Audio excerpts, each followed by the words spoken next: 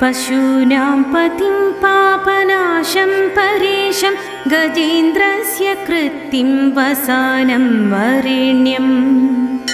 जटाजूटमध्ये स्फुरद्गाङ्गवारिं महादेवमेकं स्मरामि स्मरारिम् महेशं सुरेशं सुरारातिनाशं विभुं विश्वनाथं विभूत्यङ्गभूषम्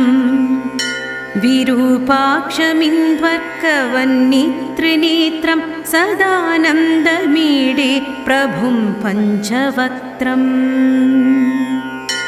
गिरीशं गणेशं गले नीलवर्णं गवीन्द्राधिरूढं गुणातीतरूपम् भवं भास्वरं भस्मनाभूषिताङ्गं भवानीकळत्रं भजे पञ्चवक्त्रम्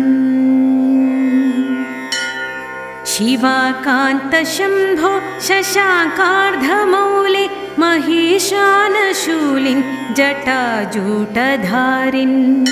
त्वमेको जगद्व्यापको विश्वरूप प्रसीद प्रसीद प्रभो पूर्णरूप परात्मानमेकं जगद्बीजमाद्यं निरीहं निराकारमोङ्कारवेद्यं यतो जायते पाल्यते येन विश्वं तमीशं भजे लीयते यत्र विश्वम् न भूमिर्न चापो न वह्निर्न वायुर्न चाकाशमास्ते न तन्द्रा न निद्रा न चोष्णं न शीतं न देशो न वेषो न यस्यास्ति मूर्तिस्त्रिमूर्तिं तमीडे अजं शाश्वतं कारणं कारणानां शिवं केवलं भासकं भासकानां तुरीयं तमः पारमाद्यन्तहीनं प्रपद्ये परं पावनं द्वैतहीनम् नमस्ते नमस्ते विभो विश्वमूर्ते नमस्ते नमस्ते चिदानन्दमूर्ते नमस्ते नमस्ते तपोयोगगम्या नमस्ते नमस्ते श्रुतिज्ञानगम्या प्रभो शूलपाणे विभो विश्वनाथ महादेव शम्भो महेशत्रिनेत्र शिवाकान्तशान्तस्मरारे पुरारे त्वदन्यो वरेण्यो न मान्यो न गण्यः शम्भो महेश करुणामय शूलपाणे गौरीपते पशुपते पशुपाशनाशिन् काशीपते करुणया जगदेतदेकस्त्वं हंसि पासि विदधासि महेश्वरोऽसि त्वत्तो जगद्भवति देव भवस्मरारे त्वय्येव तिष्ठति जगन्मृडविश्वनाथ त्वय्येव गच्छति लयं जगदेतदीश लिङ्गात्मके हर चराचर विश्वरूपिन्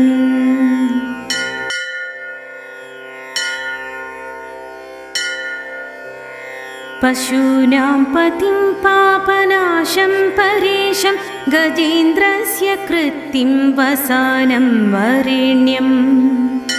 जटाजूटमध्ये स्फुरद्गाङ्गवारिं महादेवमेकं स्मरामि स्मरारिम्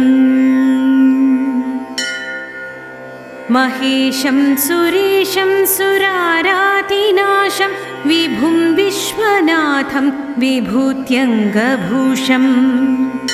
विरूपाक्षमिन्द्वर्कवन्नित्रिनेत्रं सदानन्दमीडे प्रभुं पञ्चवक्त्रम् गिरीशं गणेशं गले नीलवर्णं गवीन्द्राधिरूढं गुणातीतरूपं भवं भास्वरं भस्मनाभूषिताङ्गं भवानी कळत्रं भजे पञ्चवक्त्रम् शिवाकान्तशम्भो शशाकार्धमौले महेशानशूलिन् जटाजूटधारिन् त्वमेको जगद्व्यापको विश्वरूप प्रसीद प्रसीद प्रभो पूर्णरूप परात्मानमेकं जगद्बीजमाद्यं निरीहं निराकारमोङ्कारवेद्यं यतो जायते पाल्यते येन विश्वं तमीशं भजे लीयते यत्र विश्वम् न भूमिर्न चापो न वह्निर्न वायुर्न चाकाशमास्ते न तन्द्रा न निद्रा न चोष्णं न शीतं न देशो न वेषो न यस्यास्ति मूर्तिस्त्रिमूर्तिं तमीडे अजं शाश्वतं कारणं कारणानां शिवं केवलं भासकं भासकानां तुरीयं तमः पारमाद्यन्तहीनं प्रपद्ये परं पावनं द्वैतहीनम् नमस्ते नमस्ते विभो विश्वमूर्ते नमस्ते नमस्ते चिदानन्दमूर्ते नमस्ते नमस्ते तपोयोगगम्या नमस्ते नमस्ते श्रुतिज्ञानगम्या प्रभो शूलपाणे विभो विश्वनाथ महादेव शम्भो महेश त्रिनेत्र शिवाकान्त शान्त स्मरारे पुरारे त्वदन्यो वरेण्यो न मान्यो न गण्यः शम्भो महेश करुणामय शूलपाणे गौरीपते पशुपते पशुपाशनाशिन् काशीपते करुणया जगदेतदेकस्त्वं हंसि पासि विदधासि महेश्वरोऽसि त्वत्तो जगद्भवति देव भवस्मरारे त्वय्येव तिष्ठति जगन्मृडविश्वनाथ त्वय्येव गच्छति लयं जगदेतदीश लिङ्गात्मके हर चराचर विश्वरूपिन्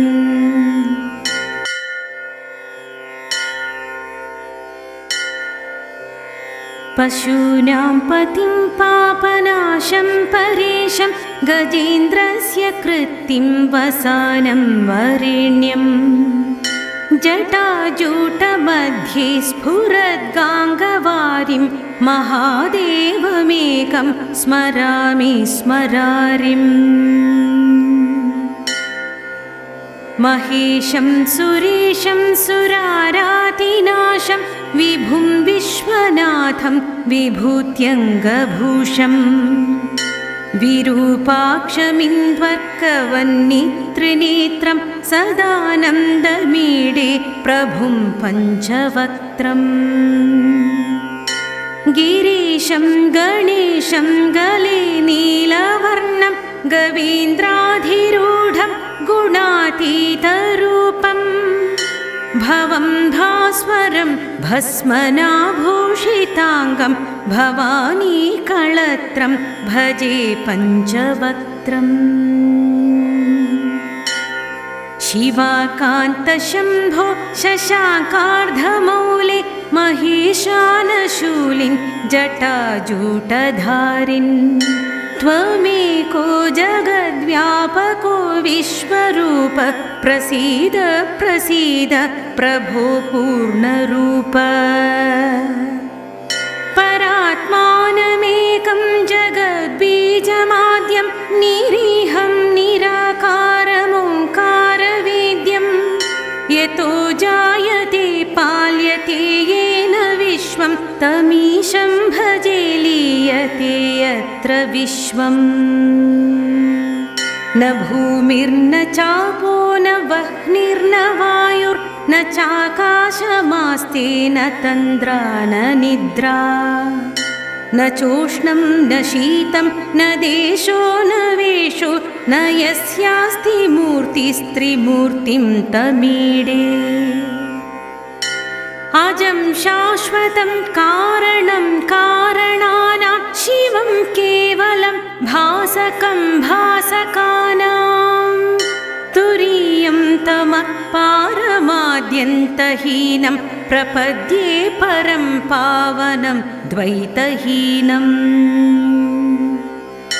नमस्ते नमस्ते विभो विश्वमूर्ते नमस्ते नमस्ते चिदानन्दमूर्ते नमस्ते नमस्ते तपोयोगगम्या नमस्ते नमस्ते श्रुतिज्ञानगम्या प्रभो शूलपाणे विभो विश्वनाथ महादेव शम्भो महेश त्रिनेत्र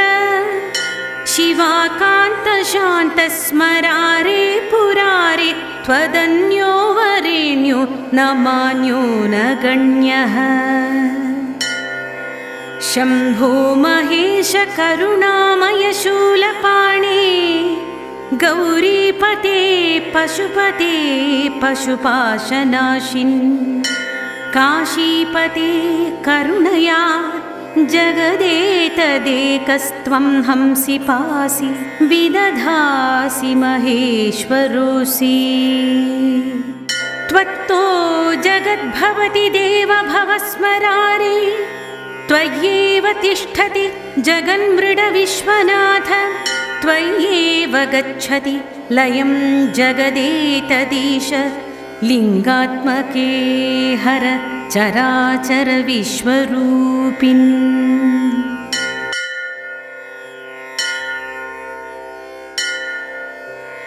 पशूनां पतिं पापनाशं परेशं गजेन्द्रस्य कृत्तिं वसानं वरेण्यं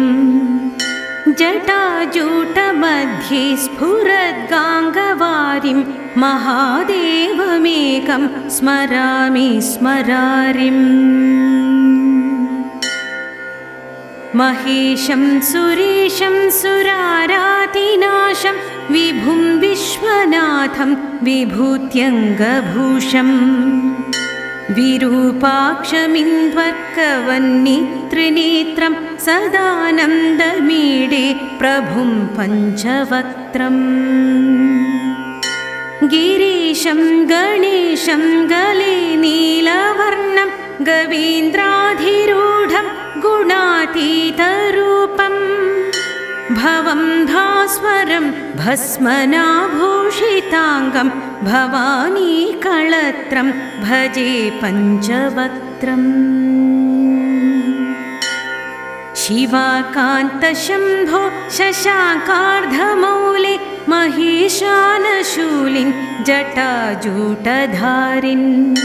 त्वमेको जगद्व्यापको विश्वरूप प्रसीद प्रसीद प्रभो पूर्णरूप परात्मानमेकं जगद्बीजमाद्यं निरीहं निराकारमोङ्कारवेद्यं यतो जायते पाल्यते येन विश्वं तमीशं भजे लीयते यत्र विश्वम् न भूमिर्न चापो न वह्निर्न वायुर्न चाकाशमास्ते न तन्द्रा न निद्रा न चोष्णं न शीतं न देशो न वेषो न यस्यास्ति मूर्तिस्त्रिमूर्तिं तमीडे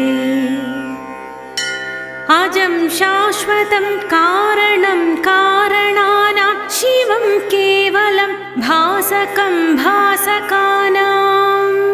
तुरीयं तमः पारमाद्यन्तहीनं प्रपद्ये परं पावनं द्वैतहीनम्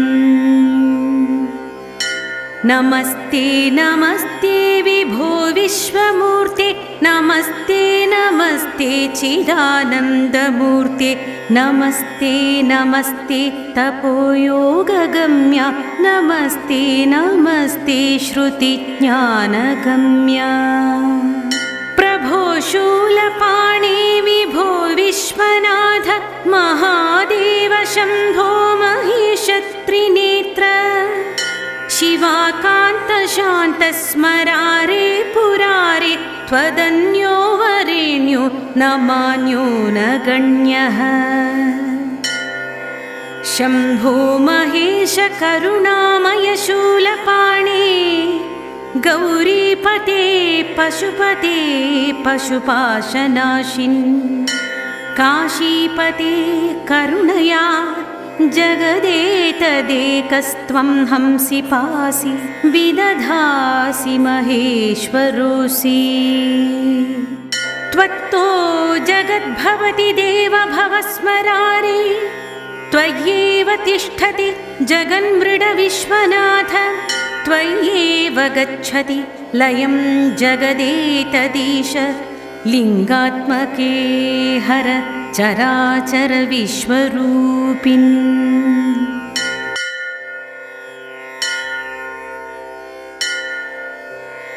पशूनां पतिं पापनाशं परेशं गजेन्द्रस्य कृत्तिं वसानं वरेण्यं जटाजूटमध्ये स्फुरद्गाङ्गवारिं महादेवमेकं स्मरामि स्मरारिम् महेशं सुरेशं सुरारातिनाशं विभुं विश्वनाथं विभूत्यङ्गभूषम् विरूपाक्षमिन्द्वर्कवन्नित्रिनेत्रं सदानन्दमीडे प्रभुं पञ्चवक्त्रम् गिरीशं गणेशं गले नीलवर्णं गवीन्द्राधिरूढं गुणातीतरूपम् भवं भास्वरं भस्मनाभूषिताङ्गं भवानीकळत्रं भजे पञ्चवक्त्रम् शिवाकान्तशम्भो शशाङ्कार्धमौले महेशानशूलिं जटाजूटधारिन् त्वमेको जगद्व्यापको विश्वरूप प्रसीद प्रसीद प्रभो पूर्णरूप परात्मानमेकं जगद्बीजमाद्यं निरीहं निराकारमोङ्कारवेद्यं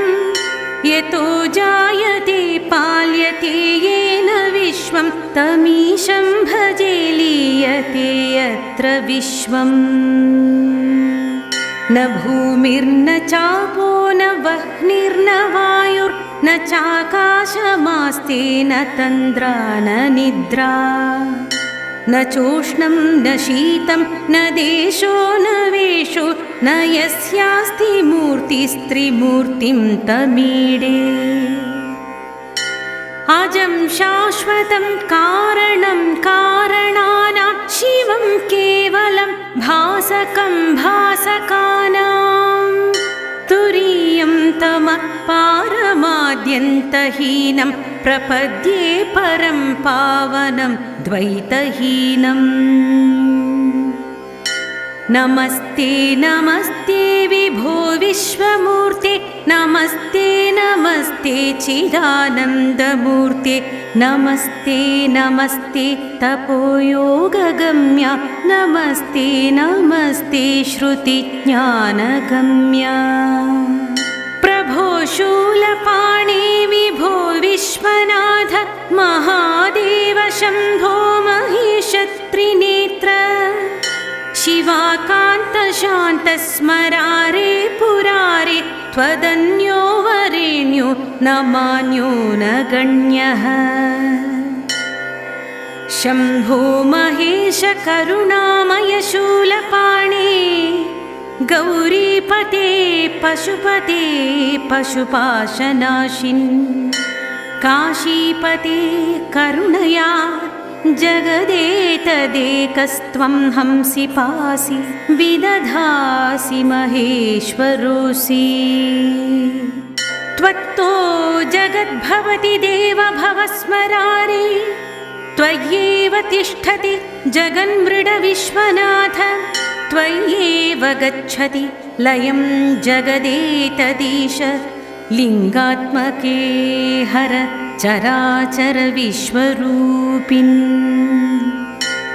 इति श्रीमत्परमहंस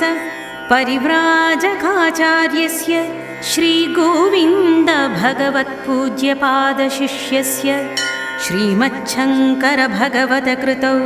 वेदसारशिवस्तोत्रं सम्पूर्णम्।